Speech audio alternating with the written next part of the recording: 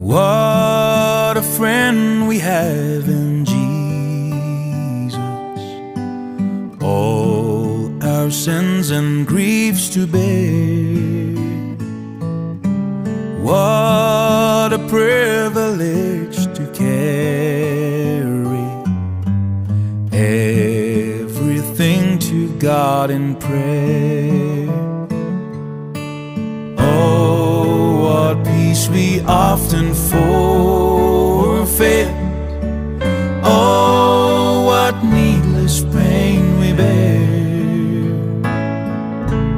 All because we do not care.